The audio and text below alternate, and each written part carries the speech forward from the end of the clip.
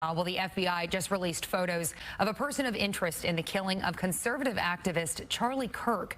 They have also recovered a weapon in that shooting. Now they're hoping the public will provide some tips that will lead them to an arrest. Fox 4's Sean Rabb is here with the very latest developments, including the biggest development thus far in this case. Yeah, a lot of developments, and let's start today with that just released photo by FBI in Salt Lake City. The images aren't crystal clear, but if someone knows him, they'll know him. Authorities in Utah say the shooter appeared to be college age and blended in well on campus. They've also collected foot impressions, a palm print, and forearm impressions. Now, while they have video of the person they believe to be the killer, right now he is unidentified, and they don't know how far he's traveled. The 31-year-old Kirk was shot as he was engaging with students at Utah Valley University. At the event, there were about 3,000 students when that shot rang out from the roof of a building across campus. Police recovered the weapon, a high-powered bolt-action rifle, in a brushy area near the campus, and they've tracked the shooter through cameras throughout the university grounds and into neighborhoods, getting video from area residents. They can see who he is, but not yet say who he is, and for now, still not releasing the video, only this image of yet another person of interest. We were able to track the movements of the shooter. Starting at 11:52 a.m., this subject arrived on campus, shortly away from campus. We have tracked his movements onto the campus, through the stairwells, up to the roof, across the roof to a shooting location.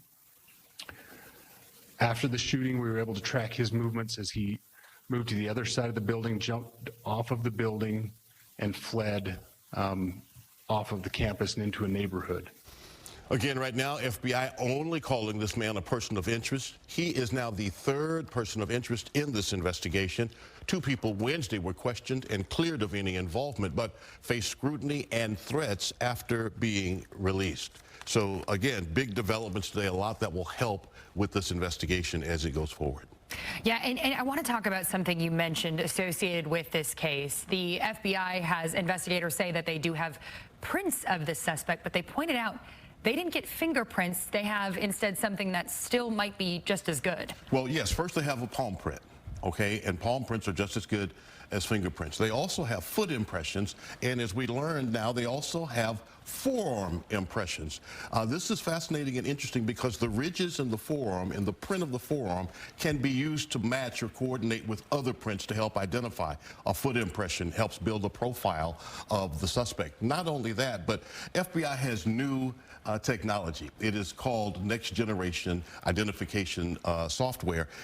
It's using AI and machine learning to take small bits and pieces and match that against any various number of identifying sources. So if this person's face is anywhere, maybe a driver's license, maybe a work ID, if this person has ever been fingerprinted anywhere, not criminally, but just anywhere, they'll be able perhaps to find it. It would be out there. And so we just showed video as well, you pointed out, from that news conference with authorities earlier this morning. And they did say they would eventually release photos of the person of interest, which we eventually found out they ended up doing it just about immediately after that news conference.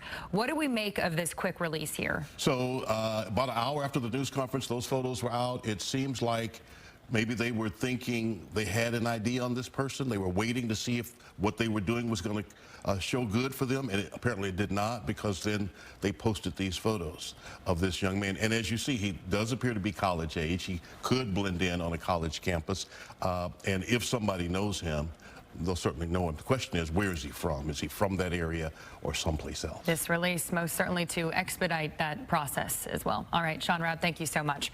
Well, the president announced that a special honor is going to be taking place for the conservative activist and his family during his remarks at the 9/11 ceremonies at the Pentagon.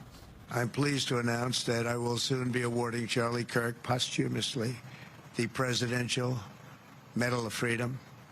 We miss him greatly, yet I have no doubt that Charlie's voice and the courage he put into the hearts of countless people, especially young people, will live on. No date has been set for when that would take place. The president called Kirk a martyr in a social media post yesterday, blaming what he called the radical left for that murder, calling it violent rhetoric. We should note, with no suspect in custody, investigators at this point still do not yet know the motive, nor have they released any suspicion as to what it might be. Kirk drew criticism for his hard-right views on guns, gay rights, and immigrants. Kirk was a Trump ally, and the president says that Kirk helped him win the 2024 election. Meantime, former President Joe Biden released a statement saying there is no place in this country for this kind of violence. The other former living presidents, Barack Obama, George W. Bush, and Bill Clinton, also released similar statements.